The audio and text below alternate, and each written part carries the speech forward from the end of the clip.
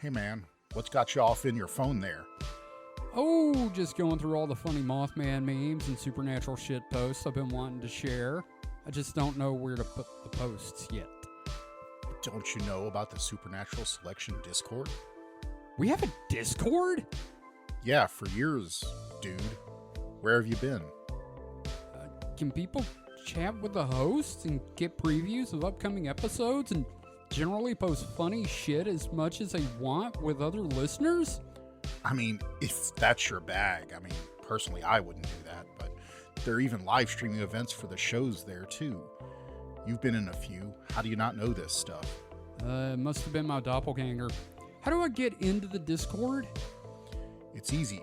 Just visit discord.supernaturalselectionpod.com. Now say that 3 times fast. Well, that's perfect. Now I can share 3 terabytes of Hollow Earth memes. Get it? Terabytes. Never mind. Forget I said anything. Just don't do that.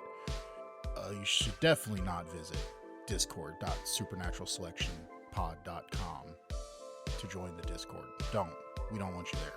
Too late. I'm already posting my alien abduction fan fiction with the general chat.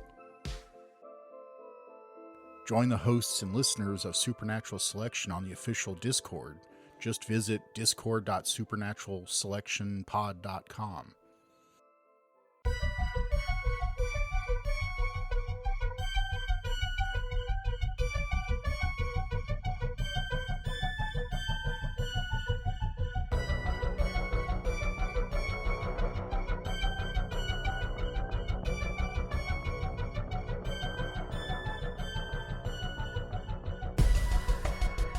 On the handle was the audio representation of a hook. Ah! I'll see how that works. Hello, and welcome to Supernatural Selection. Mike doesn't see how it works. I didn't realize you're also starting. There was no countdown or anything. Yeah, I'm recording the whole thing this time. We're in the woods and being spooky. I'm your host, Kevin. With me this week are Mike the Skeptic. Mike, how you doing? Kind of tired. All 3 of us are fucking exhausted. This is fantastic. This is just the kind of energy we need for spooky stories. You gotta be all right? Yeah, I guess. All right. Dave? I mean, we can all be tired, but we can also be afraid as well. Actually, that's kind of how I'm feeling right now in general about the world. Tired and afraid? I'm tired and afraid. Yeah, I get that. And we got Mr. David Davis. David, how are you? The vibes are fucked. The vibes are fucked. Okay, somebody needs to make a note. That is our next shirt. The vibes are fucked. No, I'm okay. Just surviving. I've been writing. You know how it is, Kevin. Yeah, you know how it is. Absolutely. I know what it is to annoy every single human being I know by writing and talking about writing and doing nothing else. Well, you don't annoy me, so you're fine. Aw, thank you. Plus side, and this is just, nothing to do with the show. We'll talk about it on Distraction Hole next week. Power Wash Simulator 2 is out. Oh, fun. So that'll be a nice calming distraction. Mm-hmm. So it's the Spooptacular this year. Ooh. I honestly do not remember if we did one last year. Mike, did we do one last year? Do you know? I don't think so. Okay. I have no remembrance of that. Okay. I do not have a Lenora on hand to, give me the lowdown on that. So. And I'm too lazy to search the website right now. Yep, same here. Mm-hmm. So we have David has found us some sources for spooky stories, all of which are royalty free. Oh, yes, indeed. The podcaster's best friend when they need to fill a content gap. Yes, and also the the scariest thing is copyright law. Ooh. Well, and then also these are of a certain age, a little throwback to Halloween's passed, and when I say Halloween, I mean the HALLOWE''EN. Yeah, I never. The old Halloween. Halloween. Yes. Yes. I never understood that. I mean, I always assumed this holiday was celebrating the band Ween. Buenos tardes, amigo. Yes. So, do y'all mind if I go first? No. I thought you already did with that cold open that Mike totally. Well, Oh, God. Well. No, it's good. It's good. You go first, my friend. Okay. And it delight us, chill us, thrill us, make us pee our pants. Okay. Well, I'm doing this kind of like I do Phantoms and Monsters, in that I did not read either of these. Because why would I do that? So, by all means, feel free to make with the yuck yucks, because this book is not fresh. This is actually, which book am I on? Jesus. I don't really want to scroll all the way back up, but this is, I think this may be the, like, the stories during the war. Okay. Yeah, it's, Ghosts in the Great War and True Tales of Haunted Houses. That's the one. And this story is called A Phantom Toe. Oh, are you sure this is not in 20? Because I have that one in 25 Ghost Stories. Oh, okay. It may be in there. Maybe in both of them. They are public domain, right? Yes. So. Yeah. So, anyway, A Phantom Toe. Ooh. Which I would have put like, God damn it, I would have put like a question mark at the end of that, like a kind of like a talking cat question mark. That's exactly what I was going for. A talking cat? A phantom toe? You'll see it. So this one is yeah, it is a thing. Hey, what does a ghost say when he stubs his toe? I don't know what. Boo. That was I terrible. love the little pity from Mike. I love that so much. Yeah. It gives me life.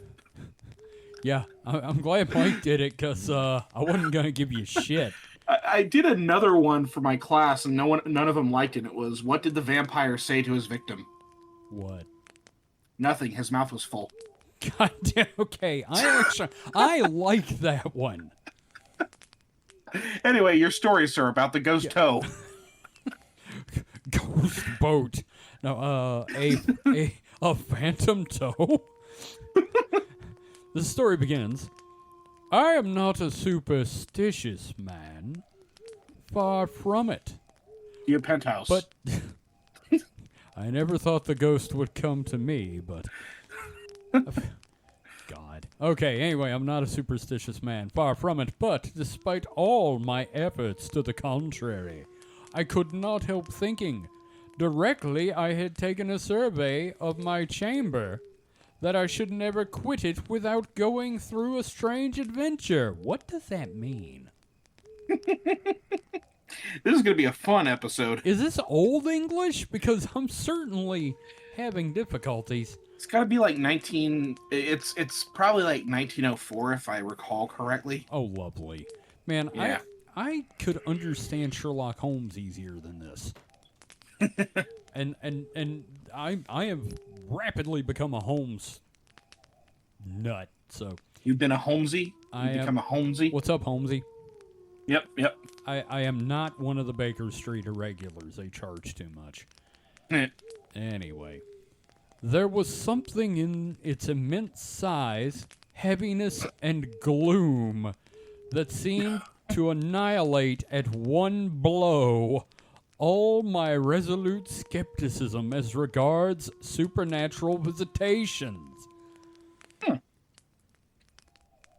Am I crazy, or is he actually talking about a ghost dick? Oh, I think he's talking about the room. Is he? The room?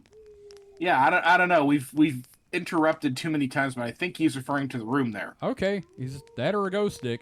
It appeared to me totally impossible to go into that room and disbelieve in ghosts.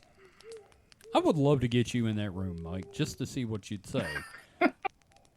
Like, do you think you could go in a room, Mike, and like actually like be like, well, fuck it, ghosts are real? I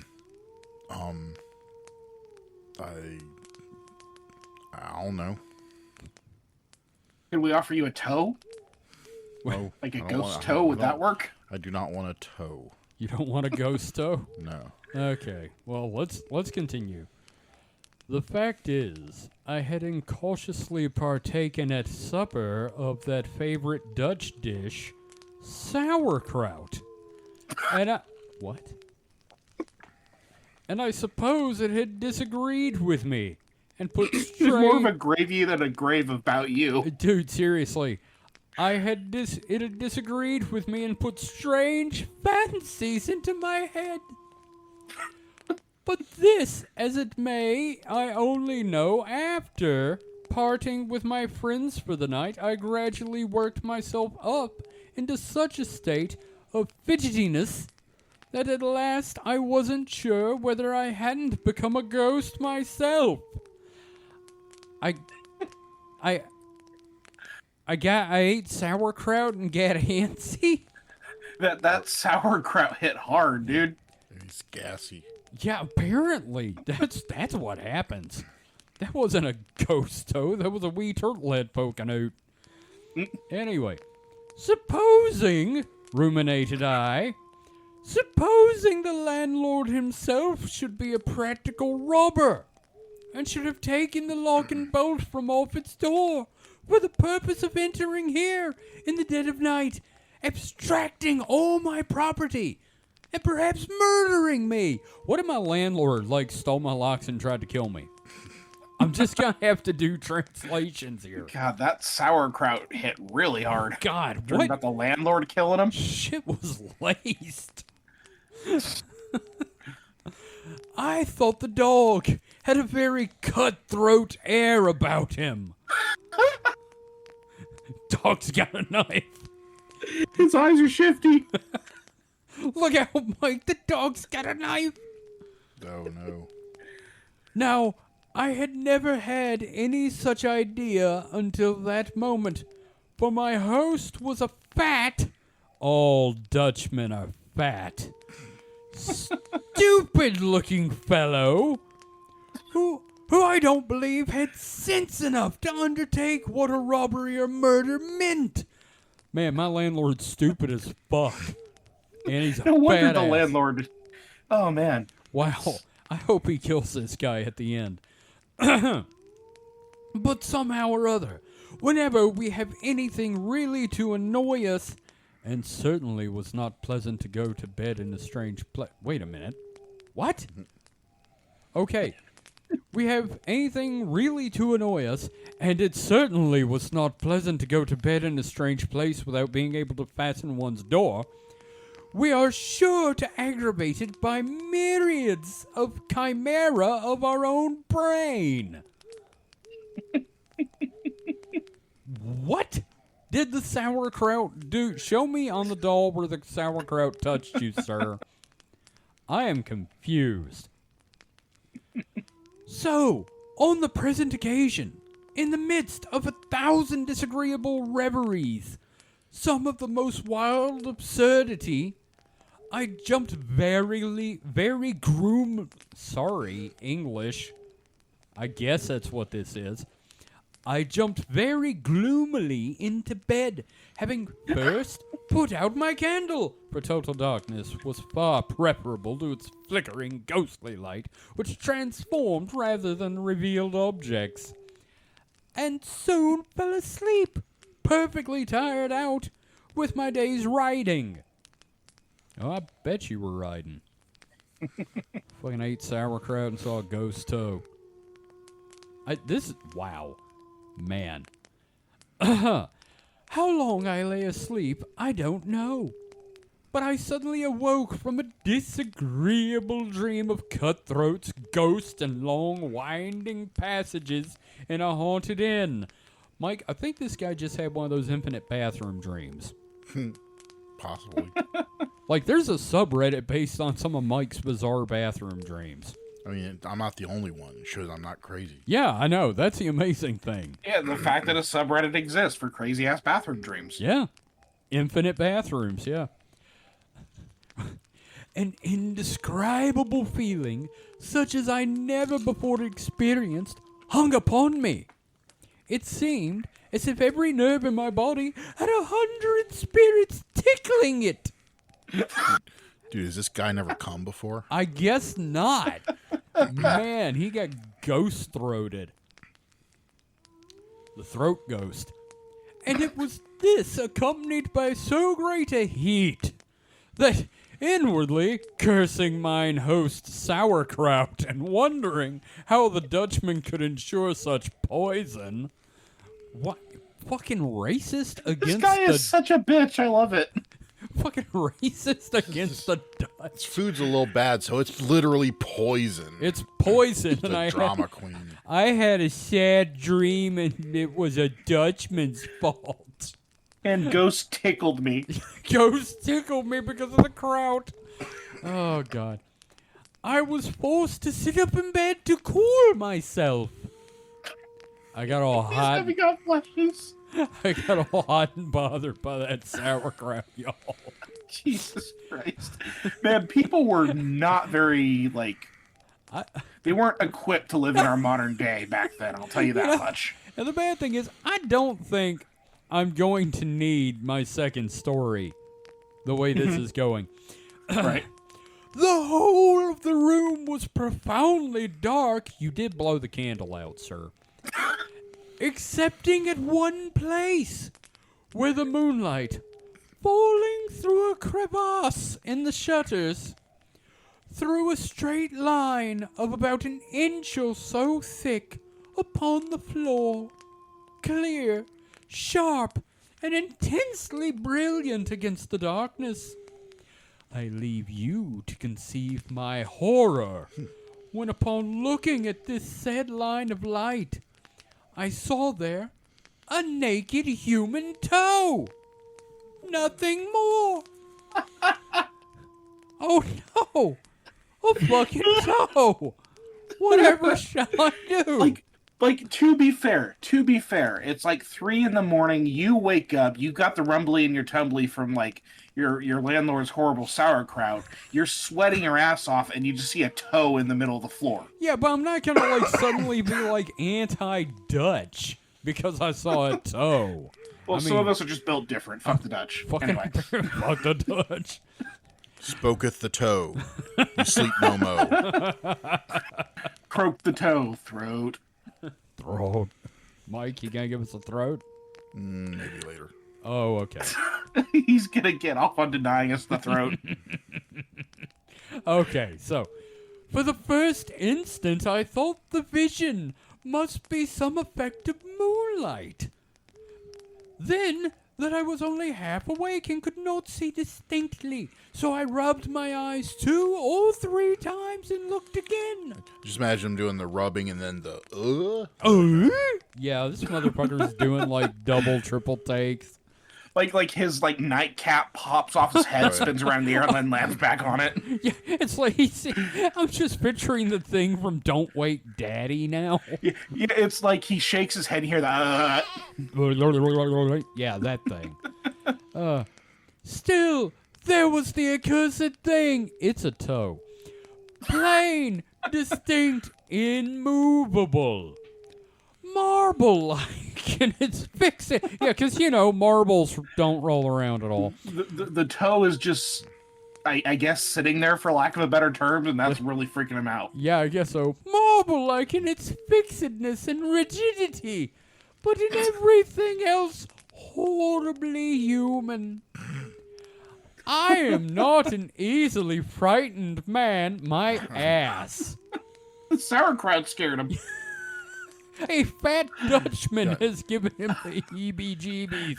Beware of fat Dutchman bearing pots of sauerkraut. He has a slightly upset stomach, and he sees what he thinks to be a human toe. And then loses and his he's losing his shit. Yes. No one who has traveled so much and seen so much and been exposed to so many dangers as I can be. But there was something so mysterious and unnatural in the appearance of this single toe that for Oh.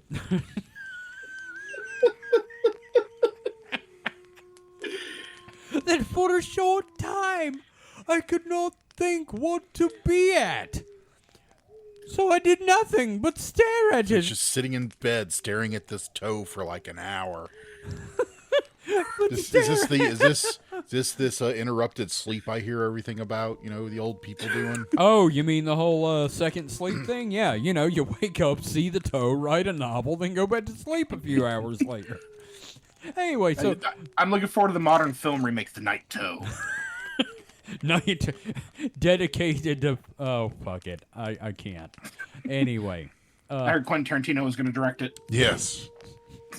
He's lathering at the bit to direct the toe. But stare at it in a state of utter bewilderment. At length, however, as the toe did not vanish under my steady gaze, I thought I might as well change my tactics. Which at this point was fucking nothing. And remembering that all midnight invaders, be they thieves, ghosts, or devils, Or toes. Yeah, or devil toes, dislike nothing so much as a good noise, I shouted at it in a loud voice, "Who's Toe. there?" Hey, toe, get out of here, toe. I said shouting in a loud voice. I wasn't expecting him to say what he said. I was just expecting, "Oh!" But no, apparently he said, "Who's there?" The toe said, "Toe, what do you expect?" I don't have lips. No, the toe immediately disappeared in the darkness. Almost simultaneously with my words, I leaped out of bed and rushed toward the place where I had beheld the strange appearance of a toe. The next instant, I ran against something and felt an iron grip around my body. The Dutchman. The Dutchman, that damn Dutchman and his kraut. After this, I have no distinct recollection of what occurred. I passed out from a toe. I fell down and passed out from a toe. Good God almighty, this man. Excepting that a fearful struggle ensued between me and my unseen opponent. You're wrestling an angel, like the Bible. That every now and then we were violently hurled to the floor, from which we always rose again in an instant, locked in a deadly embrace. Of toes. A man hugged me after I saw a toe. That we tugged and strained and pulled and pushed. Okay, so this is like him and the landlord fucking. I think you're right. The landlord was like just barely in the sliver of light could be seen. Uh-huh. And like he had come to seduce the guy and they fell passionately in love and they fucked. Yeah. Oh, it's about to get worse. Oh no. In the convulsive and frantic energy of a fight for my life, for by this time I had discovered that the intruder was a human being. Oh, I bet you fucking did. Actuated by some passion of which I was ignorant. I bet you weren't. Here's the thing. I wanted to read this story, motherfucker, but you're doing it wonderfully. Thank you. This is one of the three that I had chosen. Oh, man. That we whirled round and round, cheek to cheek, and arm to arm in fierce contest until the room appeared to whiz around us. Huh? It whizzed around you. Little golden shower, is that what we're talking about? And that, sorry. It's not a toe, it's just cold in there. It's just a penis. and that at least a dozen people, my fellow travelers among them, roused, I suppose, by our repeated falls, came pouring into the room with lights and showed me struggling with a man having nothing on but a shirt, Oh my. whose long, tangled hair and wild, unsettled eyes told me he was insane with Oh shit. with lust. Dear Penthouse. I never thought it would happen to me. Anyway, and then for the first time I became aware that I had received, in the conflict, several gashes from a knife, which my opponent still held in his hand. To conclude my story in a few words, What the fuck? for I dare say all of you by this time are getting very tired. Yeah, just a scotch there, Lothario. It turned out that my midnight visitor was a madman who was being conveyed to a lunatic asylum at The Hague. And that he and his keeper had obliged to stop at the deft on their way.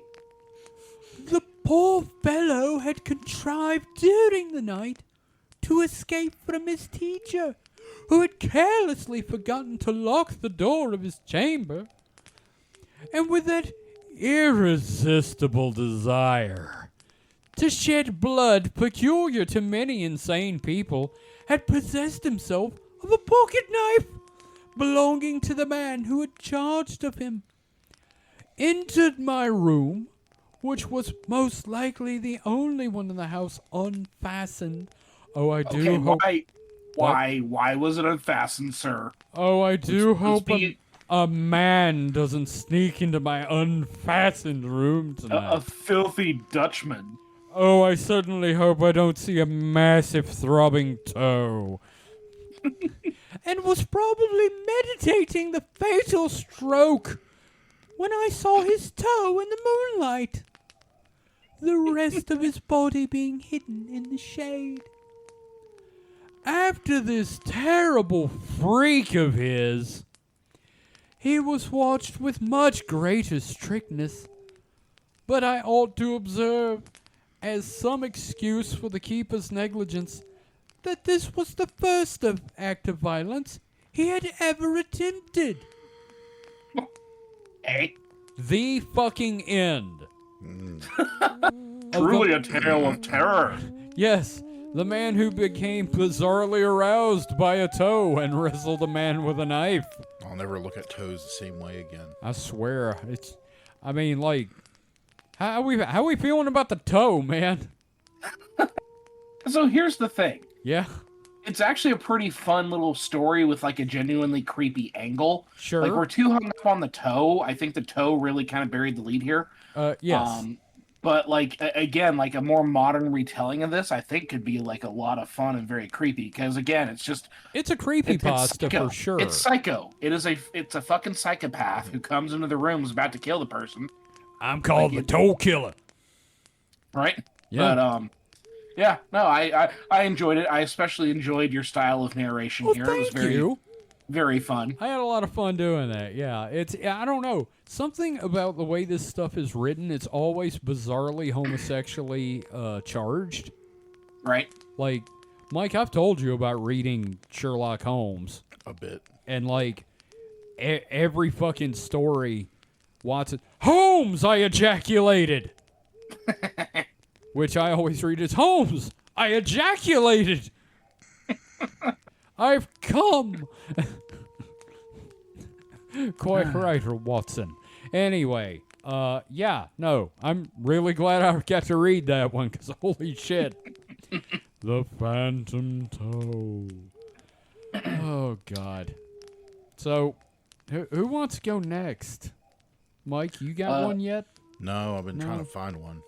Oh, okay. So Mike, also long. Oh no, specifically in let me look at the one that I posted.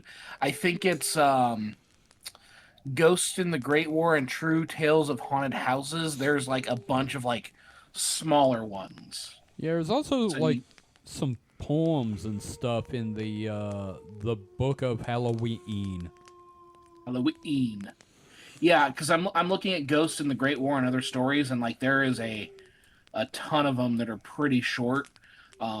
Especially if you look at the index on them. But while we are doing our like housekeeping here, Kevin, we'll have to edit this out.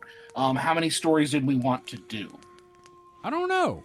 We'll see how we're doing for time after your next one, David. We're at half an hour because of the rambling about a toe. So Yeah. Okay. we might be able to just do 3. Yeah. Well, if we want to like fill in any gaps, that Ghost in the Great War has a few little fun ones we could do. Sure, yeah, we can And then attach. we still have the Raven. So Yeah. Okay. okay. All right. Cool. So David, David, why don't you go next here as we sit around the fire with? Do I hear an owl? Perhaps a billy goat? I don't know. Boo, boo. Oh, wait, you're going to add that in, yes. Anyway. No, Prepotente. Speaking of scary, the cops are over my place in their copter. That's fun. Why do you always... It seems like every holiday you have cops in a copter over your freaking home. Look, man, it's just fucking life, and I'm living it, okay? Are they trying to hang the star on the tree early this year? What's going on? I don't know. Like, last year it was like a big police chase that ended up like the car parking in our neighborhood. Yeah, I remember wild. that. That was crazy. But anyway, enough about the Phantom Driver. Let's get into the Phantom Hag. A phantom hag. Now, are we talking about the actual hagging hag? The one that, like, climbs on your chest and, I guess, gives you a Cleveland steamer? I don't know. No shit in this one. Sorry, Okay. pal. All right, here we go. The Phantom Hag. This is from the... shit, let me look it up again real quick. 25 Ghost Stories. All right, now let me get back to my story here. I had to scroll up. Thanks, Project Gutenberg. My computer is slow. Oh, God. Okay, there we go. Mike, I wish we could, like, build David a computer. I'll get there eventually. Okay, anyway. All right, the Phantom Hag. Okay. The other evening, in an old castle, the conversation turned upon apparitions, each one of the party telling a story. As the accounts grew more horrible, the young ladies drew closer together. Ooh, I like where this is going. Have you ever had an adventure with a ghost? They said to me. I saw that scene in Ghostbusters. Do you not know a story to make us shiver? Come, tell us something. Come! I was drinking when you said then that happened, and I... Oh. You all right, Mike? You need a cough drop? Nope. I'm not God, that these are bad. so fun. God, the language alone is horrifyingly Come corny. on this ghost's face. Yes. You know a story to make us shiver, sir. Anyway. Oh, I will. Come. I am quite willing to do so, I replied. I will tell you of an incident that happened to myself. Ooh. Dear Penthouse. Anyway, toward the close of the autumn of 1858, I visited one of my friends, sub-prefect of the little city of the center of France. Albert was an old companion of my youth, and I had been present at his wedding. His charming wife was full of goodness and grace. My friend wished to show me his happy home and to introduce me to his 2 pretty little daughters. Do you know what else his wife was full of? A ghost. I was feted and taken care of. 3 days after my arrival, I knew the entire city, curiosities, old castles, ruins, etc. No. When you have to finish a sentence in your fucking ghost story with etc., you haven't really thought of it. If you're who says that out loud anyway? Like I know it was different in 1900 what the fuck ever, but like seriously? Yeah, I usually would use like etc. etc. Anyway, Yada yada yada. every day about 4 o'clock, Albert would order the phaeton, and he would take a long ride, returning home in the evening. One evening, my friend said to me, "Tomorrow," and this is old school tomorrow, so it's T-O-morrow. On the morrow. Tomorrow. Tomorrow. The Phantom Toe! Phantom tomorrow. My God. Tomorrow. We will go further than usual. Ooh. I'm from the other story. I would like to be involved now. Surprise, I'm married. Will there be wrestling? I want to take you to the Black Rocks. They're curious old druidical stones on a wild and desolate plain. They will interest you. My wife has not yet seen them, so we will take her. Oh, we'll take her. Oh boy, this is just like who were trying to make the Antichrist in the desert? Oh, Crowley. Yeah, Crowley and who else? Oh, Because it was Nordberg. Yeah. Okay. Anyway, all right. I'm sorry. I'm free associating now. Sorry. We're all tired. The following day, we drove out at the usual hour. Albert's wife sat by his side. I occupied the back seat alone. The weather was gray and somber that afternoon, and the journey was not very pleasant. When we arrived at the Black Rocks, the sun was setting.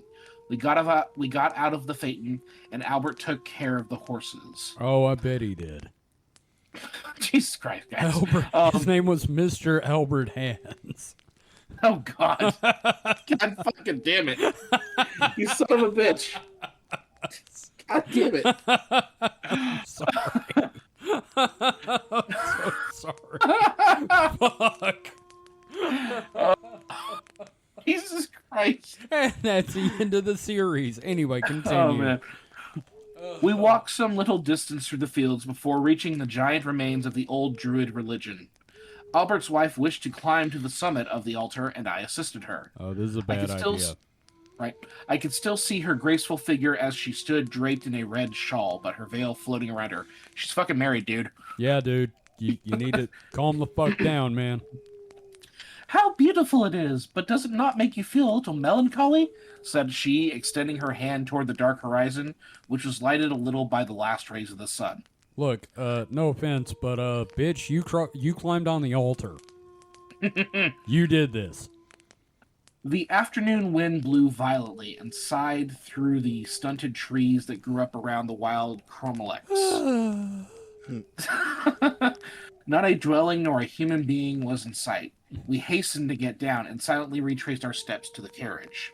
We must hurry. Oh, I'm sorry, this is Albert. We must hurry. No, go back to the other voice. Right. The sky is threatening, and we shall have scarcely time to reach home before night. We carefully wrapped the robes around his wife. Okay. She tied the veil around her face, and the horse started into a rapid trot. Hey, maybe don't strip her naked before you let her climb on a fucking altar in the middle of the countryside. Right. Just as a rule. I don't know. You know, if I had a big enough will, I'd have stipulations like that. What? You want the money? You're gonna do something for me, Mike. if I'm dead. No offense, I'm not stripping naked for nothing in your will. Fuck, I'll do it. Well, it's true. David would. I'd crash your fucking wedding. Run my ass on your tombstone. You would have to crash my wedding. You'd be invited. Aww. Aww.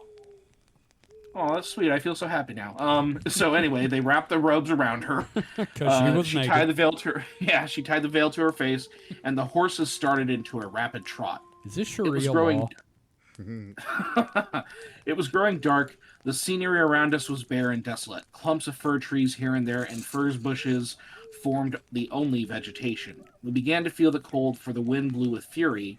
The only sound we heard was the steady trot of the horses and the sharp, clear tinkle of their bells. Oh, thank God. Suddenly, I felt the heavy grasp of a hand upon my shoulder. Thank you.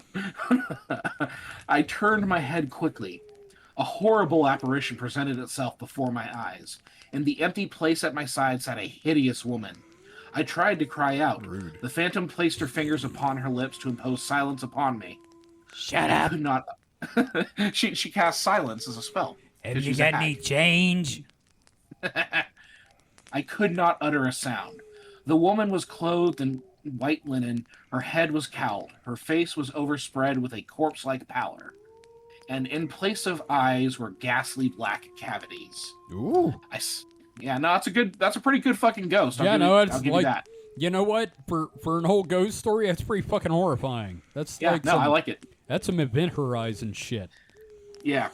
I sat motionless, overcome by terror. The ghost suddenly stood up and leaned over the young wife. She encircled her with her arms and lowered her hideous head as if to kiss her forehead. Aw. What a wind! Cried Madame Albert, turning precipitously toward me. My veil is torn. As she turned, I felt the same infernal pressure on my shoulder, and the place occupied by the phantom was empty. I looked out to the right and left. The road was deserted, and no object in sight. What a dreadful gale, said Madame Albert. Did you feel it? I cannot explain the terror that seized me. My veil was torn by the wind as if by an invisible hand. I am trembling still. Ooh. Never mind, said Albert, smiling. Wrap yourself up, my dear. We will soon be warming ourselves by a good fire at home. I am starving. Shut up, woman. Just sit there. You and your feminine emotions. You and your bizarre obsession with being warm. Women should be seen, not heard, and cold as well. Yes. No, I just like that this dude was obviously so horny for his friend's wife that he imagined a bizarre lesbian ghost. A cold perspiration covered my forehead. A shiver ran through me, and my tongue clove to the roof of my mouth, and I could not articulate a sound. A sharp pain in my shoulder was the only sensible evidence that I was not the victim of a hallucination. Putting my hand upon my aching shoulder, I felt a rent in the cloak that was wrapped around me. I looked at it. 5 perfectly distinct holes, visible traces from the grip of the horrible phantom. A sniper. I thought for a moment that I should die or that my reason should leave me. It was, I think, the most dreadful moment of my life. Finally, I became more calm. This nameless agony had lasted for some minutes. I do not think it is possible for a human being to suffer more than I did during the time. Well, I don't know, buddy. Have you ever considered slavery? You ever heard of the Holocaust, there, pal? Right? Oh Jesus. no, a ghost woman. Yeah, I don't know. My shoulder hurts. I think Cyclone B might be a little bit worse than your ghost winch. Cold. My shoulder hurts. It's cold. There are wolves after Truly, me. this is the worst thing that's ever happened to anyone. Yeah. Oh, woe is me. Oh God, Mike. As soon. Yeah. Oh yeah. Which is worse to you, Nazi war atrocities or a cold man with a pained shoulder? It's a tough one, really. I mean, you're so close. Yeah, I understand that. But I think As soon as edge it out a little bit, and I guess go with the hurting shoulder. maybe, yeah. Okay. Yeah. As soon as I had recovered my senses, I thought at first I would tell my friends all that had passed, but hesitated, and finally did not, fearing that my story would frighten Madame Albert, and feeling sure that my friend would not believe me. The lights of the little city revived me, and gradually the oppression of terror that had overwhelmed me became lighter. As soon as we reached home, Madame Albert untied her veil. It was literally in shreds. To shreds, you say? Fucking Freddy Krueger got her. Right? Fell I hoped to asleep. find that my clothes whole and prove to myself that it was all imagination, but no, the cloth was torn in 5 places, just where the fingers had seized my shoulder. There was no mark, however, upon my flesh, only a dull pain. I returned to Paris the next day, where I endeavored to forget the strange adventure, or at least when I thought of it, I would force myself to think it a hallucination. Certainly nothing happened. The day after my return, I received a letter from my friend Albert. It was edged with black. I opened it with a vague fear. His wife had died the day of my return. Fuck. The end. Wow. Jesus. Wow, he ghost fucked her to death. Or what? Now, honestly, not too bad a story. No. You had some fucking body horror in there, and that's pretty good actually. Yeah, I liked it. Yeah. I approve. Yeah. Not whole ghost winch notwithstanding. I don't know. That's freaky. And these are like, and the thing is, these aren't like, I'm going to tell you a story to freak you out. This is like, this happened to me kind of stories, right? This is like old school collections of, I interviewed a dude. Like when they interviewed the guy with the toe. I mean, it's very, a lot of these are just very archetypical, just that kind of thing of like, we have paranormal encounter, nobody really paid attention to what she was saying, and then she dies the next day, right? Right. It's just something that we see a lot, but like they're effective, man. Yeah. They're effective. No, it's definitely one of those harbinger of death situations, like, family ghosts. We've talked about family ghosts before, right? Where a member of the family sees like an animal or something, a spirit animal, and then dies, and like everybody in the family that sees that thing dies. Yeah. Except in this case, it's Sam Neill from Event Horizon dressed as a woman. So, that's a thing. Oh boy. So, Mike. Yeah. Have you got a story there? Not really. That's okay. Do you, David? Yeah. Sorry, go ahead. I've been looking. I have one. Do you? Yes, it's about a naughty man. A naughty man. And not just any naughty man. That naughty man. That naughty man. That naughty man. Jeffrey Epstein. Oh, man. Wow. It's called The Island. God damn it. That naughty man in his island. Oh, God. This is going to be bad, isn't it? Yeah, it's a short one. It's Okay. not too bad. Read us The Naughty Man. No, that naughty man. Read us That Naughty Man. Ghost or no ghost, said my friend Tarrington, what I'm going to tell you is absolutely true.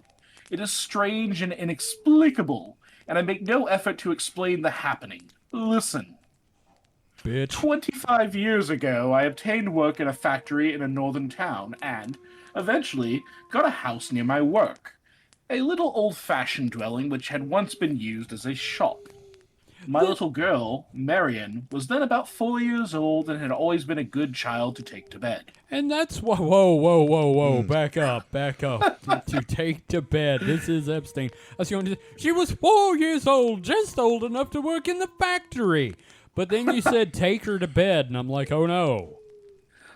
We know what he means there, but specifically, she's good to take to bed because she knows that she has to work a double the next day, so she went to bed early. Oh my God. Okay. There's no good interpretation of this. All right. Can we all agree on that? No, she was fast asleep. That's the good interpretation. That's the one I'm going to run with. Yep, fast asleep after working 4 shifts in a row at the factory doing textiles. Yeah, just immediately start snoring. Yep. Like a 40-year-old man. It's all the coal smoke, man. Yeah. Her lungs are dead, practically. I'm black lung, I do. But a few weeks after our going to that place, she simply would not be left in bed alone. Oh, no. She and her sister slept together, and once, in the middle of the night, she awakened us by screaming loudly. I hastened to the room, but unable to pacify her, I brought her into my own bed. All right. Of this occurrence, I thought little. Yes. Well, yes, we can sidebar here. What's going on? Yeah, no, just it's all as though I brought her to my bed, and it's like she woke up screaming, and wouldn't stop.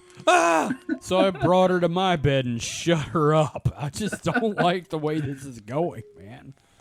And maybe it's the voice. Maybe it's the voice that's doing it. It doesn't help. We learned that from the toe. So, but continue with the voice. Of this occurrence, I thought little, thinking that the child had just had a bad dream. A few nights afterwards, I took her upstairs to my bed and gently chided her for being such a frightened girl. Stop it, you silly bitch. Sorry. And asked her why did she not like to go to bed alone, as she had always been in the habit of doing. God damn it, man. Oh, Dada, she said. Oh, God. I don't like that naughty man. What? Which naughty man? I asked. Oh, that bad man, that naughty man, all dirty here. And she drew her hand across her little neck. Jimmy Savile's coming in through the window. Fuck. God damn it. This is a bad night. I assured her there was no bad man, but the fear never left her. He works for the BBC. How can he be bad? He donates to children's charities. What a good person. Anyway. A few days afterwards, one of my workmates asked me how I liked my house, which I told him was all right and very handy for my work. But my liking was turned to antipathy when he related how the place had once been occupied by an old chemist who committed suicide by cutting his own throat. Jesus. He was found in the very room at which my little daughter slept. Oh, no. I can assure you that not one of my family knew of the tragedy which once occurred in that little house, but I soon found a reasonable excuse to leave it. The end. Wow. I just love, like, we were making fun of it, and then there's that swerve moment. It's like, oh, shit, that's pretty fucked. Yeah, Jimmy Savile killed himself up there. That's fucked up, man. Man, just keep your kids safe in the UK, man. Just don't let them near fucking TV personalities, I guess. Man, that is freaky, though. I mean, that's like your classic kid's tale of, it's always like, what's wrong, honey? The man in the bedroom with a slit throat. It's goddamn, kid. What the fuck? Honestly, this collection's pretty... Oh, we got a black dog story in here. Oh, shit. We might have to do that in a little bit. Hey, Mike, do you want to read the black dog story for us? I guess if it's not I'll link it to you in Host Talk. Okay. Because we've done black dogs before. Yes. We did an entire episode of it. And then it's followed by It Happened in Ireland, which sounds like a musical. It Happened in Ireland, starring Esther Williams. Anyway, we're going to take a quick break so I can get some podcast cheese. And then when we come back, we'll talk about black dogs, reverend gentlemen, and birds. Fucking just birds. Fucking burbs. All right, we'll be right back.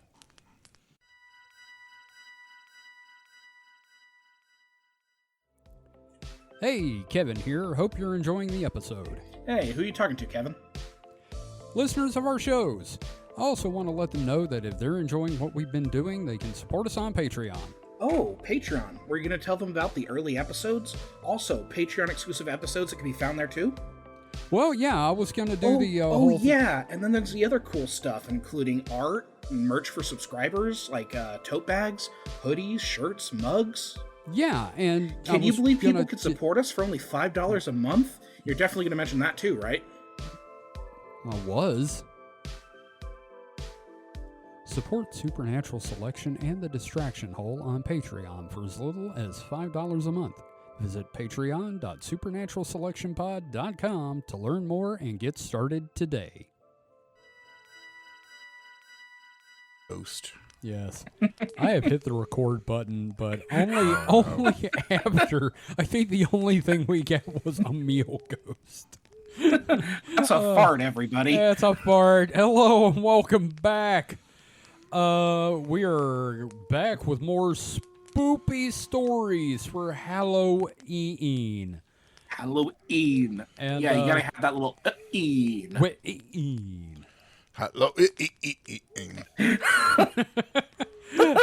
Oh, God, that's great. My cat a stroke. Yes. Oh, goodness. I certainly hope he doesn't wrestle a man with a knife. Oh, someone God. get him the smelling salts. Oh, he has the vapors. All I'm seeing is just toe on the floor. God damn it! I hope that's a toe. The floor is it's a new disco hit. Toe on the floor. It sounds like a quote from fucking Red Zone Cuba or something. Yeah, but who was Toe? But who was Toe? You think it was just a mouse? No, it was the crazy dude with his knife. That was just a little You know, if mouse this were the chilling on the Pixar floor. movie, it would have been like a little mouse trying to warn the guy about the psycho in his room. Yeah, voiced by Patton Oswalt. And the thing is, this time he actually does go, "I'm inside you," or something creepy. David, do you want to go, or do we want Mike to go? I was going. Okay, great. Mike. That's what you'd said. Nobody puts Mike in a corner. Nobody puts Mike in the corner. I'm No, sorry, it's just- Mike. I didn't. Unless it's the Blair Witch. What? Unless it's the Blair Witch. Yeah, fuck that bitch. Have you all seen that movie? I haven't. Okay. Well, then you don't understand my reference, and it was wasted on you. Yes. Someone out there We're heard it, Philistines. and they're Yes. they're screaming at me and Mike right now. Yeah, absolutely. Terrible people. Anyway, yes, please, Mike, please give us a fright. How about the black dog of the Cotswolds? Cotswolds. Oh, the wainscoting. Sorry. West countrymen are very sensitive to ridicule. Really? It's awful thin skin there. But Hey, where you from? West Country? Fuck you. Man, shut up. That is why a stranger might inquire from Bath to Bredon without obtaining a single admission concerning the black dog of the Cotswolds. But let him live amongst us, let him gain our confidence, and he may interview witnesses by the dozen. Few indeed have met the creature face to face, though many claim a distant glimpse, and it would be hard to find a shepherd past middle age who has not come upon the footprints of the phantom, starting from nowhere and leading nowhere. Yes, in the early morning snow. Yeah, I saw some dog tracks. Yep. Now, middle age, I saw dog tracks out there in the snow. Surely no animal could leave these tracks. No living animal. Man, No. look. In today's world, they'd call a shepherd like an entry level position. You have to move on from it because it doesn't pay enough. To, You're a shepherd. One day you'll be a shepman. But back then you could be a shepherd till you're like fucking 80, and Hey, how's it going? just enjoy playing your pan flute and God. dandling little sheep on your knee. I don't know what the fuck shepherds did. I don't know. Well, no. I feel like. Do you think Zamfir was just like a shepherd that got too big for his britches? Probably. Okay, it's like 5 people old enough to get that joke that listen to this show. Always in the snow he comes, and always by moonlight. Oh goodness! It is now some 3 years since old Dick Sling Braces passed to rest. What the fuck? Leaving the following story to perpetrate in his memory. Yes, Mike, tell us about old Dick. Dick Sling Braces. That's a terrible D&D character name, but also Or awesome awesome. as hell. Okay, so that's your replacement for when Shao dies from dying. Yeah, it's going to be a halfling with a sling. Okay, look, I was planning on making a halfling too. We're just gonna have to go in dual halflings. Oh Christ! Continue, Mike. Tell me about Dick. It'll be half-price adventurers. I love it. Dogs or foxes have been making havoc with the early lamb, he said. And one February night I took my gun to watch for the varmints in the lee of the sheepins. Sheepins? There being maybe an inch of snow on the land. Oh God, it's written in dialect. The east Becoming a wind was pirate. Yar! the east wind was like a knife from the grindstone, with the clouds racing past the moonwell on in her second quarter. David, thank you for giving this to Mike. I might have closed my eyes for a second or two with the cold, and when I opened them, sir, there he stood not 30 yards away, a coal-black hound bigger than a prize ram, and of no breed on earth. Ghost dog meets Dick.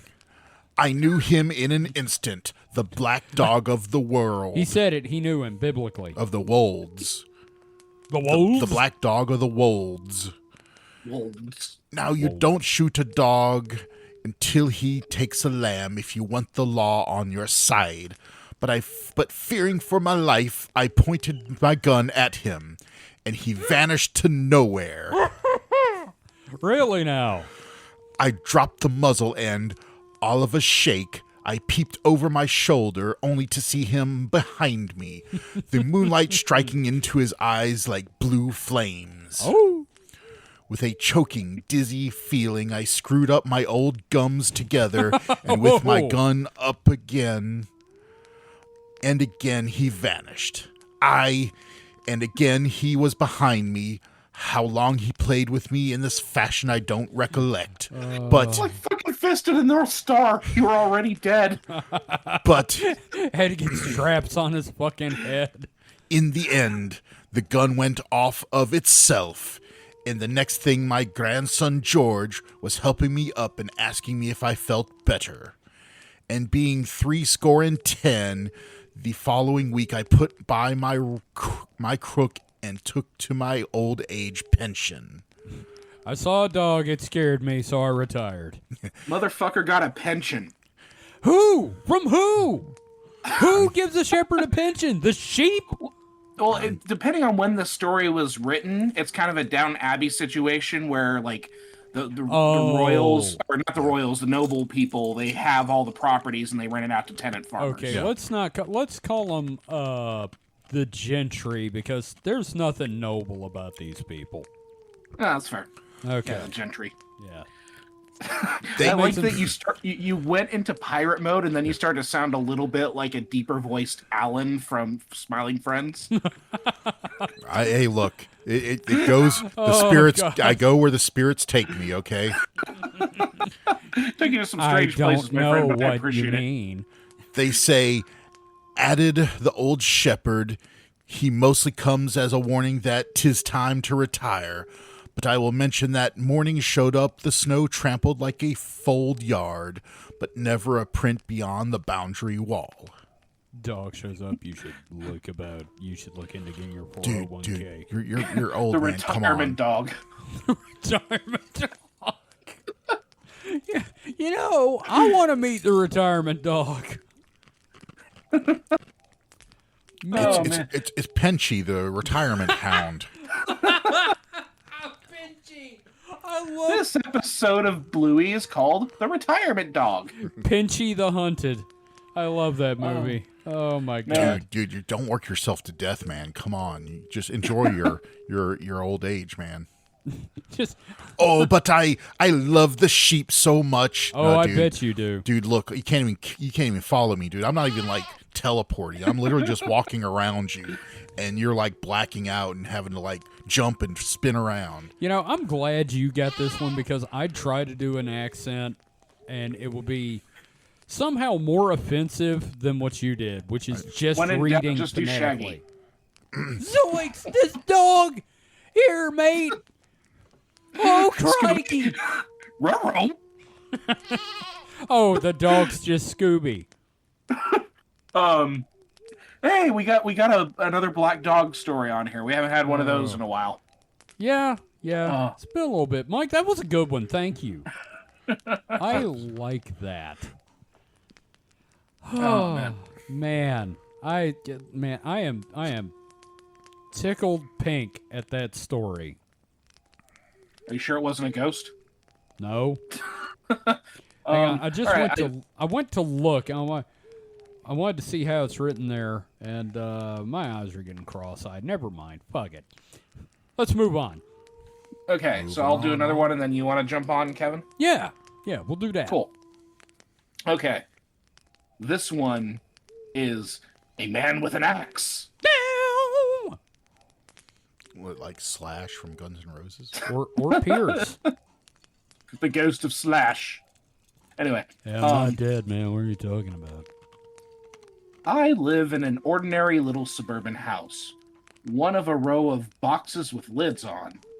The approach to the upper story being by a flight of 12 stairs and another flight of 4 stairs set at right angles to the first, a small bedroom being in the angle formed by the junction of the two. You have just described every house in Britain, I think. Right?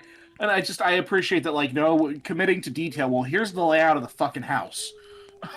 This Here, makes I've it feel also, real. I've also included the blueprints and the phone number of the man who constructed the house. And I also included my Yelp review of the contractor. Yes.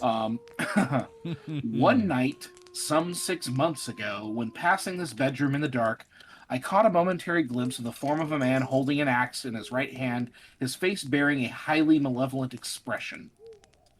Not being at that time of a nervous disposition, I dismissed the whole thing as imagination. But on 3 separate occasions since, I have seen the same form, and always when passing that door in the dark, I have the impression of having received a glancing blow on the head and shoulder. What? Mm-hmm. Now the sequel to this is in the head. Right? Now the sequel to this is strange. I have ascertained that some years ago, the then tenant of the house attacked his wife with an axe as she was descending the stairs, and she died from her injuries. Oh, God. Jesus. He was confined in an asylum where he died 6 months ago. Oh. Yay. The name of the road was then Blank Road, because this is something that was published in a newspaper. Blank Road. In consequence of the tragedy, it was changed, as was the common practice, to the more pretentious Blank Avenue. Oh. And only the older residents of the district recollect anything of the case. Can any of your readers tell me how to exorcise this ghost? For if it troubles me much more, I shall be a fitting candidate for the institution where my ghostly friend ended his days. Wow. Just like literally like a letter to the editor. Yeah, I got a ghost infestation. Y'all know how to get rid of one? I tried that boric acid mixed with garlic thing, and it did not work. Man. And I love that it's just like a ghostly blow to the head and shit like, fuck. God damn it. Rush of wind as you go by the bedroom. It's like, stop it. Quit it. Stop it. God damn it. I just love how it's like, like we're 2 sentences into it and like, oh, by the way, there's a fucking ghost in here with an axe. Yes, which I hope that would be way more badass. Here's the entire floor plan of my house. Now let's talk about the ghost that came with it. Oh, man. I know I've told the story about my mom haunting my microwave. We'll move on. I mean, if you want to tell it again, you can. Well, it's your show, dude. I mean, yeah, no, I've told it. It's just, like shortly after she died, the microwave turned on while I was at home by myself. And, like the door opened and closed and the microwave turned on. It's just freaky, I think it was like the first Halloween special you told that story. Yeah, probably so, back when we had Clark on that time. Yeah, and then I think I remember telling my story about the toy robot. Yes. Yeah. Yes, I remember. Yeah. Yes. Man, what do you got for us, Kevin? It's only been 5 or 6 years since then, so. Yeah, right? God we haven't damn. been doing this for half a decade. Yeah. Holy shit. I wish you hadn't said it like that. Yeah, Fuck. It's so much worse when you say it that way. Yeah. It's only a portion of someone's life. Anyway. So my story is a bit longer. Okay. Not super long, but this one is called A Reverend Gentleman's Story, which sounds like something from Dickens. Dear Penthouse. I got again with the Penthouse. I just feel like, there's a lot of Dickens in these stories, if you know what I mean. So should Are they going to scare the Dickens out of us? I don't know. They're going to put the Dickens into us. Deep. So, Dick. Dickens. Should I just handing them out? Should I do the voice again? I don't know. Yes. Should you? Yeah? Okay. Let me wet my whistle then real quick. All right. My grandparents, with their 2 sons, lived at a lone farm about a mile from the village.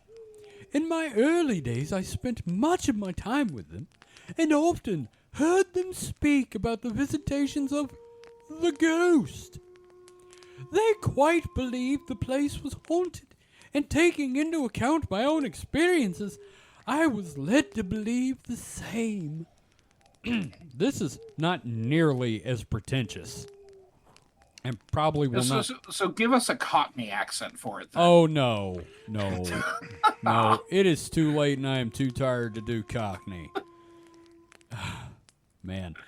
It was no uncomfortable thing, as we were sitting around the fire in the evening, to hear 3 distinct knocks at the top of the chimney. What? Which would gradually descend to the back of the fireplace. Oh. So That's fun. Yeah. So used were they to these rappings that they would be dismissed with just a passing reference. To what? Nevermore. To what? Hill Street Blues? Let's be Oh, careful. it's the fucking ghost knocking down the chimney again. Let's be careful out there. Yeah. Okay. On moonlight nights. That's moonlight, not moonlit. On moonlight nights, my uncles would often go out to shoot rabbits. Is that code? No, just, it's... I don't know. Are rabbits necessarily nocturnal? No. Not that I'm Okay, maybe aware. it is code. I can't feel like that, the word Irishman was crossed out and rabbits written in hastily. Oh, shit. I'm just saying. It's got that vibe to it. Anyway, so, moonlight nights, my uncles would often go out to shoot Irishmen. Rabbits. It's rabbits. Trust me, it's rabbits. On one occasion, when they came back... Sorry, I can't get the Irishman out of my head. They said they had seen a man. I told you. They said they had seen a man sitting on the branch of a tree. Completely impossible.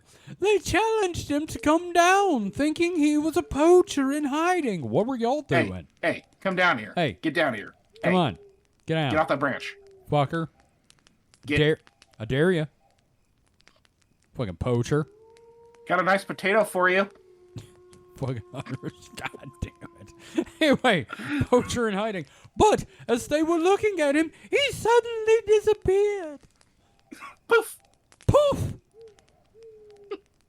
I've heard the word poof a lot in my life. Anyway, Jesus. on another occasion, one night, when the snow was on the ground, one of my uncles came in from the village and said there was a man sitting astride the wheat stack at the back of the house. Shit. My grandfather took his gun. Fuck that guy.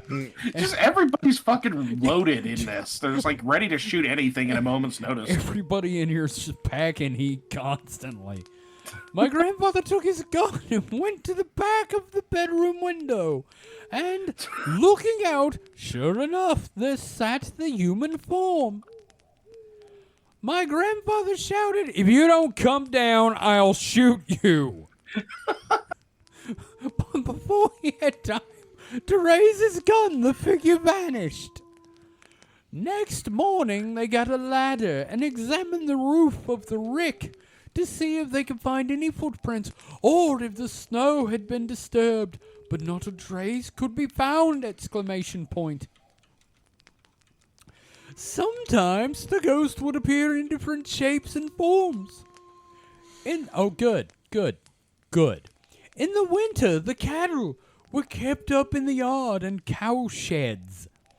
My grandfather's brother, who lived in the village, used to come up early to feed them. One morning, when he had finished his work, he came in and said, "The thing was in the manger again." The thing referred to was a white calf, which he had seen. Imagine that, a white calf in a fucking cow shed. Anyway, he had seen more than once in the same position. Spread eagle? I don't know. But it always disappeared when he went up to it. It was floating 6 feet off the ground. Probably disappeared because you had a fucking shotgun with you, you fucking nut. Plus, it was snowing. It probably blended in with the snow. Yeah. Just, it stood really still, and he'd been drinking, like, fucking whiskey. My mother often referred to her experiences with a ghost when a girl at home. It would come when she and her sisters were playing around the ricks. It took the shape of a round log, covered with long black hair and full of spots. That's not a log, sir. I think that's like a human hair eclair. that is a dog, I believe. I think you miswrote dog. Dog or a log. You strange person, you. Like, where would the hair be on the log? Like, is it along the entire, like, surface, or is it, like, in one patch? I guess this just gets weirder. What the fuck does this look like? After rolling about for some time, it always finished up by going into the pond at the end of the barn. All right, I'm out. Peace. Fuck y'all. Fuck all y'all. I'm out, bitch. Gotta roll. God damn it. On one occasion, a girl with long black hair joined them at play. At first, they thought it was a girl Sonico? from the village. Probably, but when they gathered around her, she vanished. I think it was, actually. What's with all the fucking ninja powder going on around here? Ninja vanish. I was just about to say that fucking... God, what was that character's name? Tatsu or something? Yeah, Tatsu. Tatsu. Ninja vanish. I love that character. Best original character in that movie. Never lower your eyes to your enemy. Go play. See an enemy? See an enemy. Yes. It was in the rickyard that my cousin and I had a hair-raising experience. Was the hair on a log? Just spotty hair on a log. What the fuck? One evening, as it was getting dusk, we were romping in a heap of straw. Were you fucking? Romping in a heap of straw. We were romping in a heap of straw when I saw a toe. No, then we... Toe! Then we sat down and covered ourselves up to the neck. God damn it. They didn't have TV back then. Look, You gotta make your own fun. it's like every time I watch the Sherlock Holmes with Jeremy Brett and Watson comes in, and Holmes is just sitting in a chair staring at the wall, and it's like, well, that's what you did. I mean, fuck. Until you put a TV there, you were just gonna sit there staring. Anyway. They had books. Come on. Yeah. You have to read the same Oh, these book are over and rural over. people. I don't know Yeah. how good their reading was. Looking up, we were horror-struck to see a huge animal, like a lion, with long, shaggy hair, that was a log, coming towards us. We sat breathless. It then passed over our legs and disappeared through the bushes into the pond. Again, lions are not aquatic, sir. Sea lions. Terrified, we ran into the house and told what had happened. Then they hit us about the head and shoulder. No, Child abuse. it's funny when it's said in this voice. Anyway, I get the feeling this is how Andy feels when he's been playing the Umberger lately. Oh, God.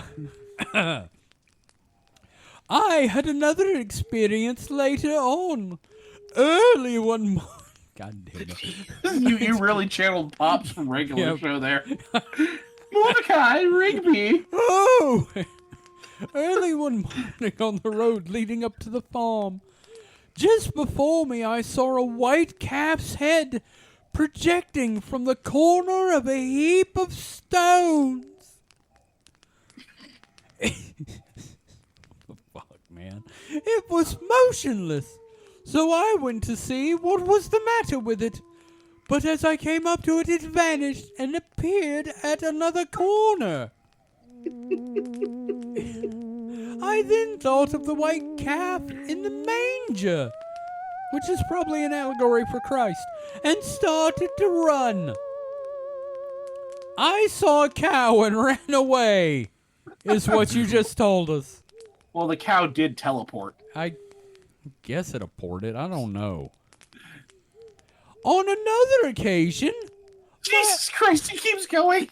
this is more cows, I guess. My brother and I were driving along this same road one dark night. As we got to a very narrow part of the road, we saw before us two large lights. Oh, we're getting into UFO territory. Thinking it was a carriage with lamps, we wondered how we should pass. Maybe I should go around it. Oh, it was a narrow road, sir. Yeah, well, it is in, the UK. I pulled in to the left and waited. We could hear nothing. As the lights drew nearer, they seemed to grow larger, like things do when they get closer. At last, we saw the outline of some monster beast. And these lights were its eyes. It's Cat Bus. I could have touched it as it passed. Neither of us spoke a word till we got to the village. All my brother said was shit. No. The horse... Did you see that unholy abomination, brother? Yes, Reginald, I did. The horse did not seem to have seen it because the horse had not been drinking for 9 hours. In the course of time, my grandfather gave up the farm and came to live in the village. But strange to say, the family ghost followed him. Many weird and uncanny things happened about the house, some of which I could speak of from personal experience. I'm not going to. There's only one sentence left. So this is not a ghost. This is a poltergeist. It kind of sounds that way. Poultry goose. It's a poultry goose, yes. And yet it never turned into a chicken once on the farm. No, motherfuckers. Makes you think. My grandparents... Yeah, this last sentence. My grandparents have long since passed away, since when nothing more has been heard of the family ghost. Oh. It went to the afterlife with them to fuck with them there. Your ass is grass now. You're in my world, bitch. Welcome to my world, sons of bitches. Oh, Man.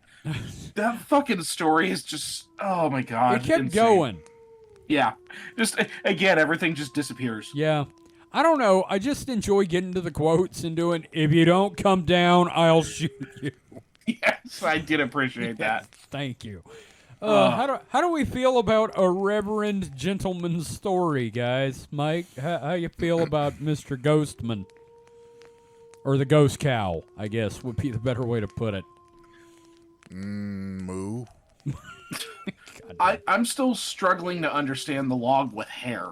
I feel like we need to, there's a episode of Supernat just for the log, I think. It's just going to be an hour of us just drawing different configurations of hair on a log to figure out what makes the most sense. What's the scariest? And we just post it to social media. Yep. I don't know, Kevin. Your uncle had a dog that was basically a log with hair. Look, Sally Jean was a Vienna sausage with toothpicks for legs. All right, that's sweetest dog you would have ever met, but she was fat. Oh, did she have doggy diabetes?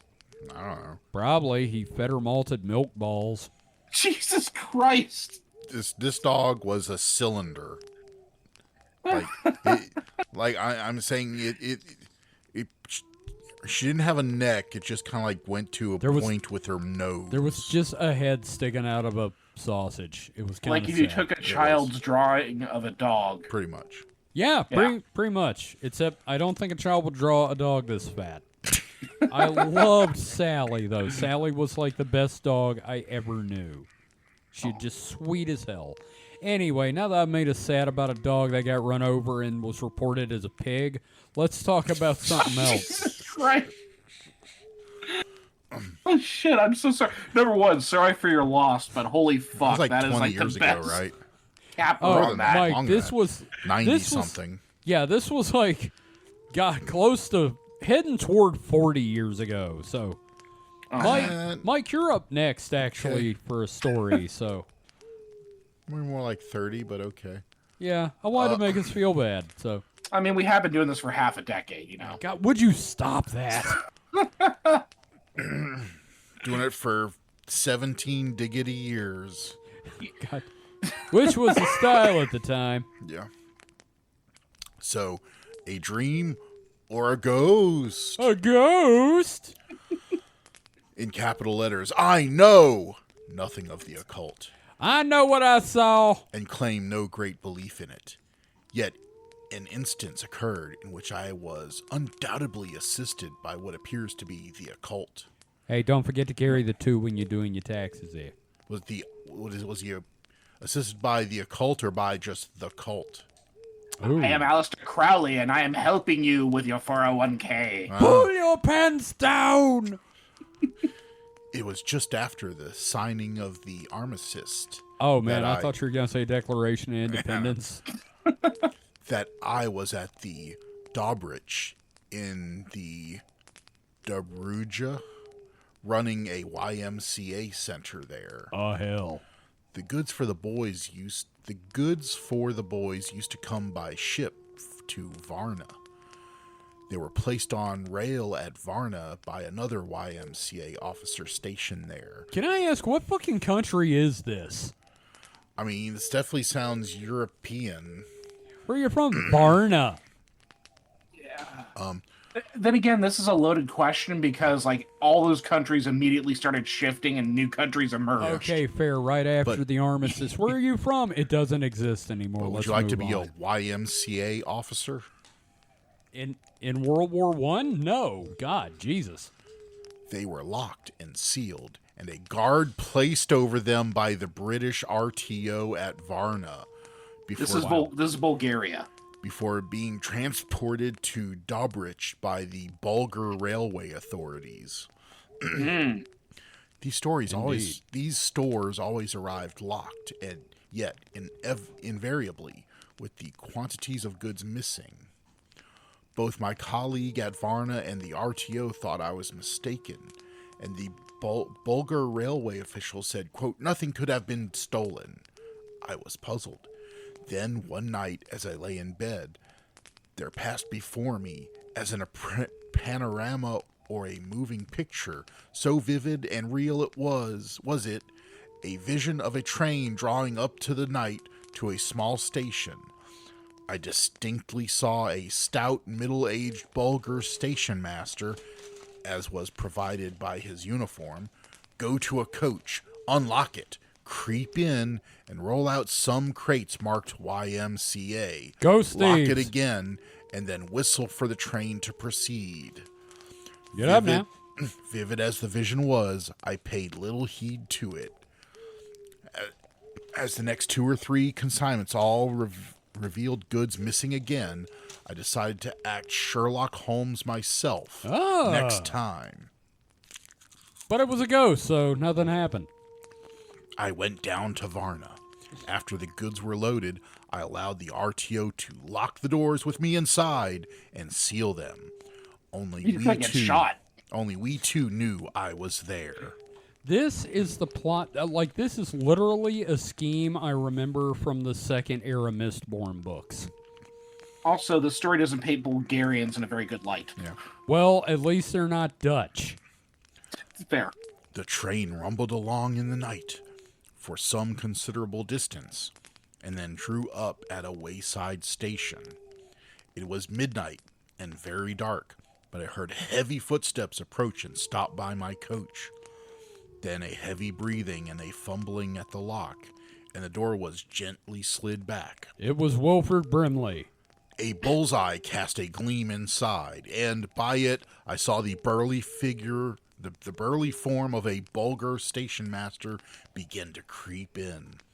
His lantern shone right on his face. It was the exact face I had seen in the vision, even to a scar on the cheek. Yeah, it's a tasty way to do it. I waited no longer for the vision to be further fulfilled, but jumped down off my bed and planted a running kick square on his jaw. Take that, fucker. Jesus Christ. Fuck the Bulgars. Wow, just there's a lot of xenophobia in these ghost stories. You notice that? Fucking Dutch, Bulgarians, fuck. And it's all like people being racist to other white people, Yeah, like you're not white enough for me. right? Which, you know what? Good. Fucking good this time. He fell back outside with a groan, Ow! mumbling, Anglasi dobra, English, it all right. English, it all right. Okay. I closed the door again. The train proceeded. Goods were never missing again. Because That had to be a weird night for that guy. Goods Just never Fucking disappear. drop kicked out of a Just- train. Yeah, just opens the door and creeps in like, heh, I'm gonna do my thieving again. Do, and then just all of a sudden you get kicked in the face. It's like, English, it's okay. I won't do it again, I promise. Man, Don't can you- kick me anymore. Can you imagine the headline? Man drop kicks ghost saves ship from YMCA. And, yeah, the subheading. Who the fuck cares? I hear it's fun to stay at the YMCA. Yeah.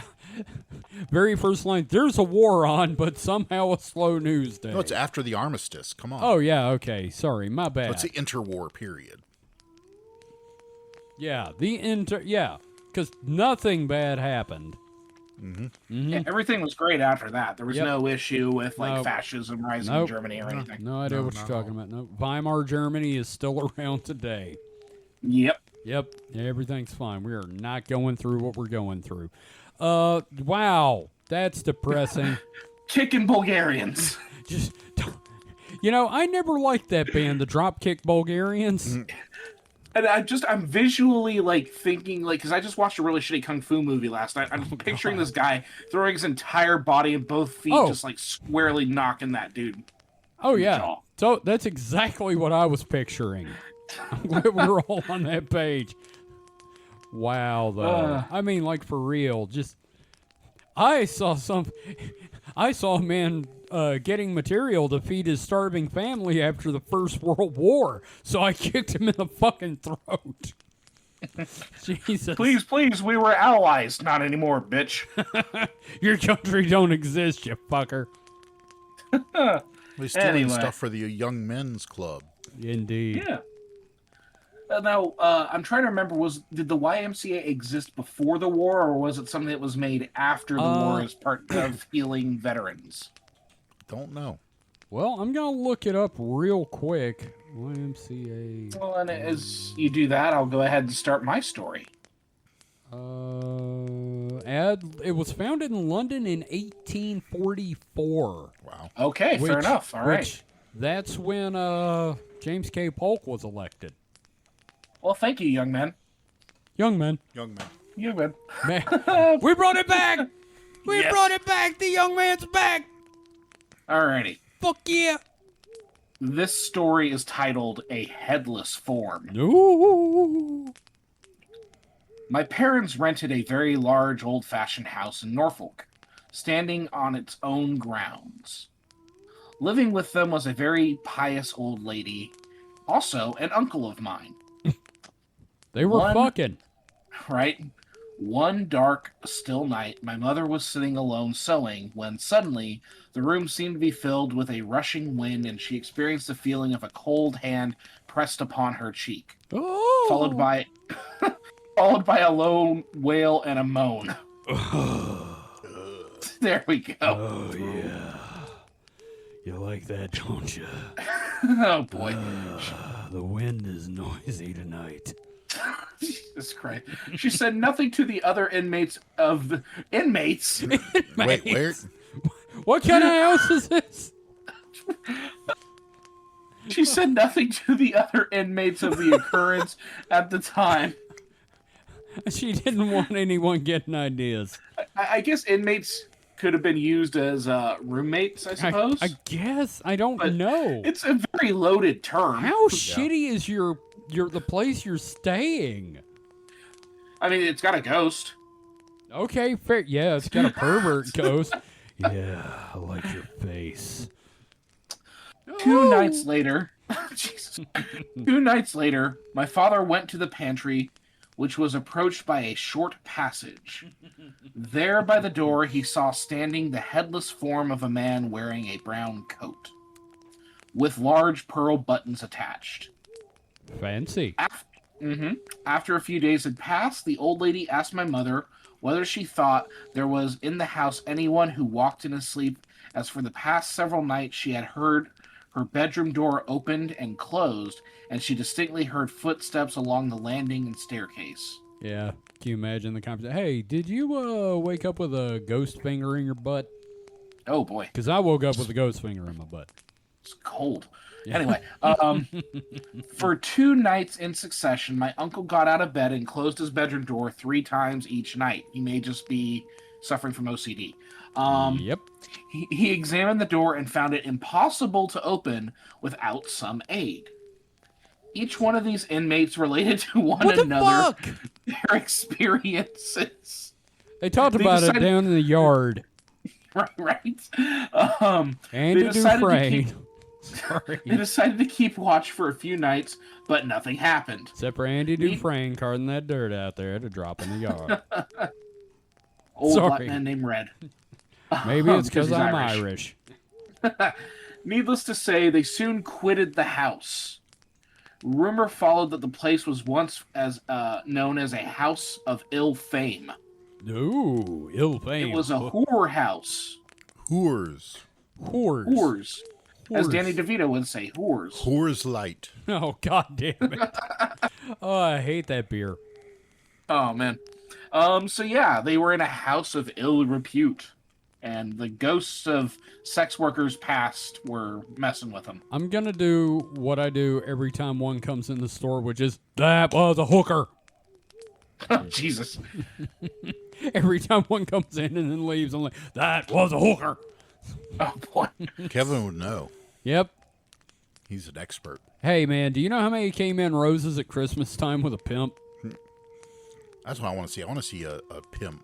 Oh, dude, it was fucking hilarious. Dude had like he was wearing like an orange leather coat, velvet. Like he dressed like he was from the 70s and said, "Shop my hose, but bring me the receipts." Hey, he looks out for his hose. Yeah. God damn. You had fucking Huggy Bear there. Anyway, Yeah, no shit. Anyway, All right, continue we- with these inmates. I believe you have one more. Oh, yeah. Mike, you got one? Yeah. Yeah. Has it got inmates and hookers and I don't stuff know. like that? I don't know. The title is "You Are in My Bed," so it might have hookers. Dear Penthouse Forum. I woke up and in my bed was some strange person, but I said, I couldn't do better. Oh, boy. That is not the story. No, it's not. No. So, this may interest your readers. This It happened to me in London in the year 1887. is, okay, first off, this is literally a Penthouse letter, and number 2, I love your British accent. On going to live in London, not far from Kilburn, with people who were quite strangers to me, I had the following strange experience during my first night. I retired just after 10 and was soon sound asleep when a voice beside the bed said, "You are in my bed," Ooh. and repeated it several times. I looked both sides of the bed, but could see nothing. Scoot over! Over by the dressing table, I saw a young man of about Young man. 26. Young man. Young man. He was wearing a white shirt, braces, and gray striped trousers, and his black hair showed plainly against the very white face. Now, what does he mean by braces? I'm assuming that means, suspenders. Ah, yes. It's Thank Britain. you.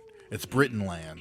Brittenland. Yes. Bing Bong Land, Next morning. where they have cold on the cob instead of popsicles.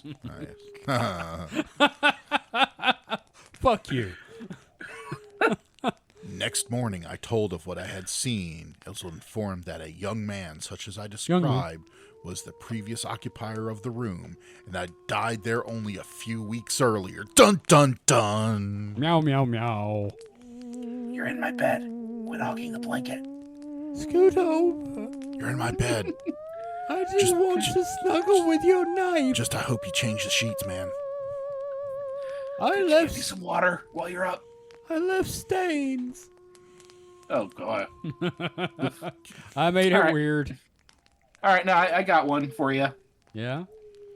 This one is titled, Somebody Was Biting Her Ears. Ooh, I'm already excited for this one. In 1913, my husband and self and 2 children went to reside in North Devon and took a house that had been empty some years. Man, It was old and next to a churchyard. post-war house getting is apparently just how you get fucking ghosts. Yep. Right? The landlord was anxious for us to take the house and had it decorated. We took it on a weekly tenancy. Within the first week of our occupation, my little daughter, aged 2 years, used to wake up at midnight screaming to say that somebody was biting her ears. Once again, Jimmy Savile enters the picture. At the same time, I used to break out into a cold sweat and tremble from head to feet. Then I saw a tall shadow go around the room with a lighted candle and disappear before it reached me. It's actually a cigar. I was quite unable to get out of bed to take my baby into my bed. My husband saw none of this, the fucking drunk. Anyway, Hey, shut the fuck up and go back to sleep.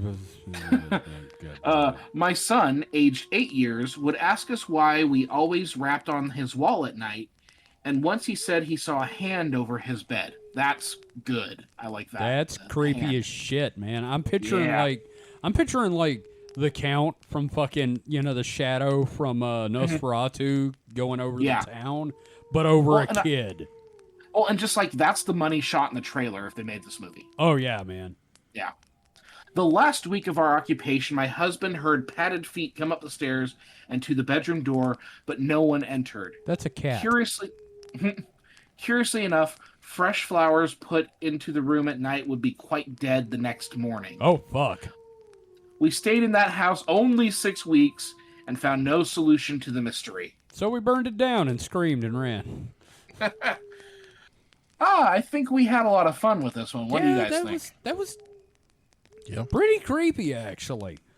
Yeah. Mind you, it does give me this horrible idea that somewhere instead of dying, there's like a quantum leap jumping Jimmy Savile just going through history, going after children. Traumatizing children across time. Jumping from child to child, hoping Oh, the God. next jump will be his jump to another child. I just picture him landing. There's a child there. He just, oh boy. Oh, right. God. Oh man, I'm wrong. Well, he was wronger. Yeah. Well, you know what? We should probably finish up with a poem. This has been a lot of fun, though. I've enjoyed this. Yeah. This has been nice. Nice little departure. I think that was fun. Yeah. Kevin, do you want to introduce the poem? Do you want to? So, yeah. So what we're doing here is we're gonna do a reading, and I think each of us should tackle a verse. Mike, there's a link up in host chat to our poem. And it's the is- picture of the pumpkin-headed guy. Yes. A poem. The poem. The man with the crooked eyebrow. But Whom? a poem. It is the time of year where this poem really should get read at least once. This is, of course, The Raven by Edgar Allan Poe. Never heard of it. Simpsons did it. I am holding my fist of death back. So, Poe, of course, Wow, I don't remember this fucker being this long. yeah, it's pretty long. I mean, Wasn't it just a bird says something, he says something back, and it's done? no. Okay. Bear in mind, he was writing this going, I could do this or I could go watch my wife cough up blood, so I guess I'm going to write this poem. So, not to make light of consumption. Actually, you know what? I am making light of consumption. I saw Yeah. that fucking episode of It's Always Sunny. Tis the season Yeah. to make light of consumption. I'm sorry. I have a touch of the consumption. I mean, here's the thing. Yeah. you still have a little bit more time to make fun of it until like RFK suddenly brings it back. Oh yeah, no, he will specifically bring back consumption. So, Yes. which is tuberculosis. So, who would like to start us with the first verse or two? Okay.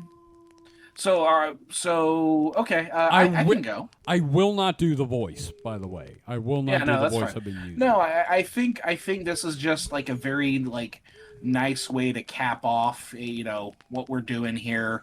I'm gonna take it seriously. Yeah, because Okay. it's a great poem. It's one of my favorites. You know what I mean? Sure. So yeah, I can go ahead and start us off, and then whoever wants to go next, and then we'll go through and go in that order. So Okay. Yeah, I'll go Okay. next if you want. okay. Sure. So The Raven by Edgar Allan Poe. Once upon a midnight dreary, while I pondered, weak and weary, over many a quaint and curious volume of forgotten lore, while I nodded, nearly napping, suddenly there came a tapping, as someone gently rapping at my chamber door. "'Tis some visitor," I muttered, tapping at my chamber door.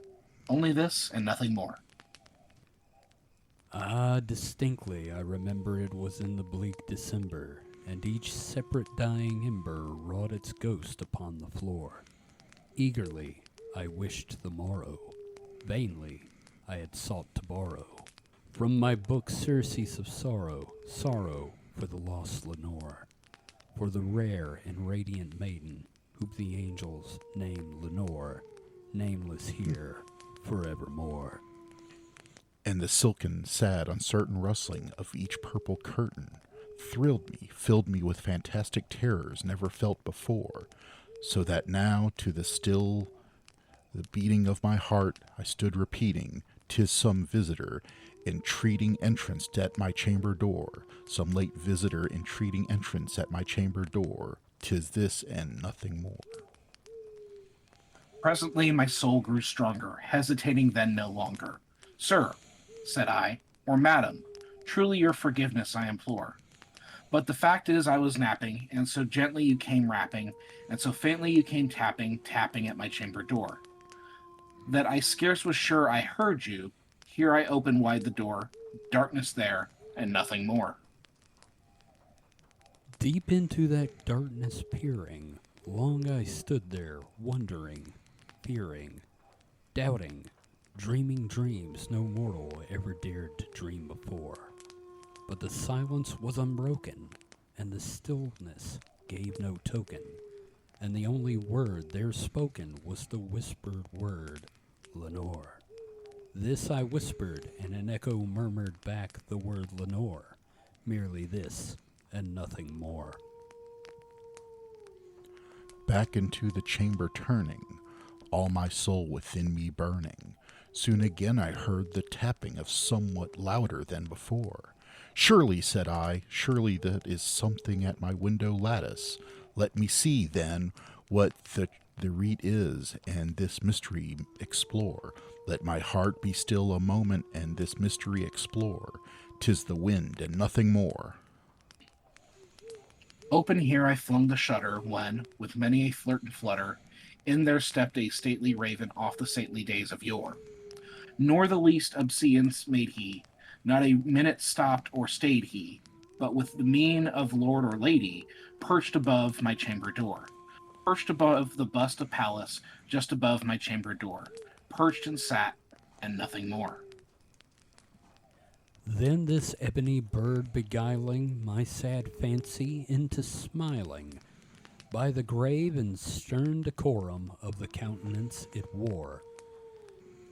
"Though thy crest be shorn and shaven, thou," I said, "art sure no craven, ghastly grim and ancient raven, wandering from the nightly shore.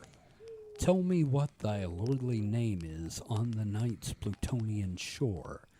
Quoth the raven, "Nevermore." Much I marveled this ungainly fowl to hear discourse so plainly, though it answer little meaning, little relevancy bore. For we cannot help agreeing that no living human being ever yet was blessed with seeing bird above his chamber door. bird or beast upon this sculpted bust above his chamber door, with such name as Nevermore. But the raven, sitting lonely on its placid bust, spoke only that one word, as if his soul in that one word he did outpour. Nothing farther than he uttered, not a feather than he fluttered, till I scarcely more than muttered, other friends have flown before. On the morrow he will leave me, as my hopes have flown before. Then the bird said, Nevermore. Startled at the stillness broken by reply so aptly spoken. Doubtless, I said, what it utters is only stock and store, caught from some unhappy master, whom unmercifully disaster followed fast and followed faster, till his songs one burden bore, till the dirges of his hope that melancholy burden bore, of never, nevermore. But the raven still beguiling all my fancy into smiling, straight I wheeled a cushioned seat in front of bird and bust and door. Then upon the velvet sinking, I betook myself to linking, fancy on to fancy thinking, what this ominous bird of yore, what this grim, ungainly, ghastly, gaunt, and ominous bird of yore meant in croaking nevermore. This I sat engaged in guessing, but no syllable expressing to the fowl whose fiery eyes now burned into my bosom's core. This and more I sat divining, with my head at ease reclining on the cushion's velvet lining that the lamplight gloated o'er. But whose velvet lining, but whose velvet violet lining with the lamplight glowing o'er, she shall press, nevermore. Then, methought, the air grew denser, perfumed from an unseen censer, swung by seraphim whose footfalls tinkled on the tufted floor.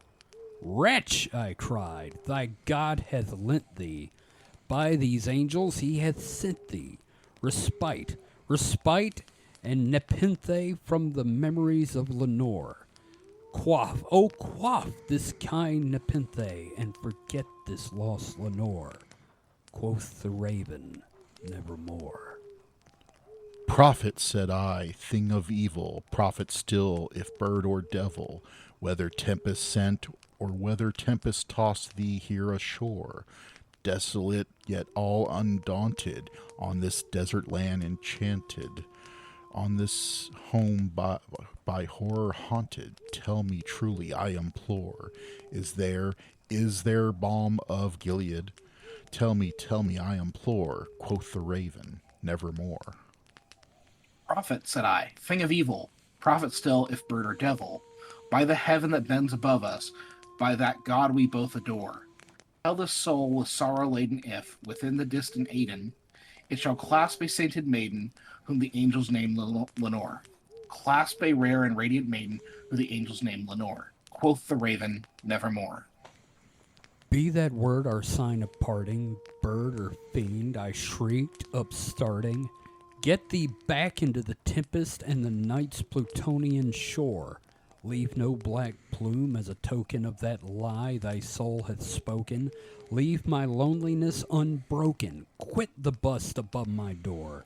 Take thy beak from out my heart, and take thy form from off my door.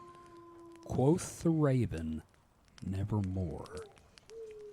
And the raven, never flitting, still sitting, on the pallid bust of Pallas just above my chamber door, and his eyes have all the seeming of a demon that is dreaming, and the lamplight o'er him streaming throws his shadows on the floor, and my soul from out that shadow lies floating on the floor, shall be lifted nevermore. Yeah. That was fun. Yeah, you know what would have shortened this poem a lot? Fucking broom. Shoebird, get out of here. Yeah, just beat the fucker with a broom out the window. That's all he had to do. But I mean, that's why I carry a scarecrow in my house. yeah, obviously, we all do. Scare the crows. Yeah, I mean, you just I don't know.